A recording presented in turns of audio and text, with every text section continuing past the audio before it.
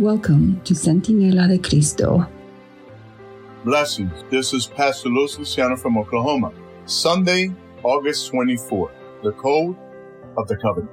At Sinai, with the giving of His law, God set the foundation for teaching His people how, through connection with Him, they could live holy lives. But the principles of the law needed to be applied in everyday life. So God gave them additional laws, the so-called Code of the Covenant. It was the responsibility of judges to watch over these laws and to apply them correctly.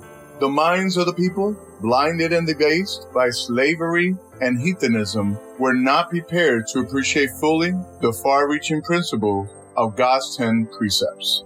That the obligations of the Decalogue might be more fully understood and enforced, additional precepts were given, illustrating and applying the principles of the 10 Commandments. These laws were called judgments, both because they were framed in infinite wisdom and equity, and because the magistrates were to give judgment according to them. Unlike the 10 Commandments, they were delivered privately to Moses, who was to communicate them to the people. Ellen G. White, in the book Patriarchs and Prophets, page 310.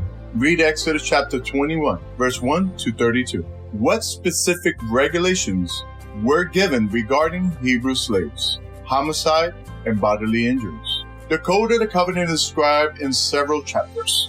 Exodus chapter 21, verse 1, all the way to chapter 23, verse 19.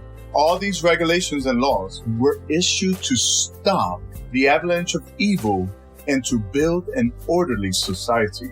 The slavery laws were special and should not be confused with the vicious and evil practice of modern or medieval slavery. Hebrew slaves were, in fact, protected and valued. In modern and medieval societies, servants and slaves were the property of their owners, who could do whatever they wished with them. In contrast, biblical laws regulated things differently. Servitude was limited to 6 years. Exodus chapter 21, verse 1 and 2.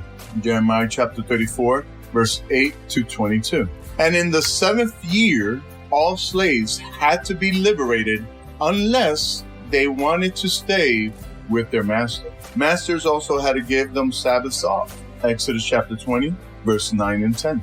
And provide for their basic needs. Though in most of the world, the evil practice of institutionalized slavery has for the most part been abolished, what are ways in which some of the principles of it still exist? And what can we do in our own limited sphere to fight against these principles?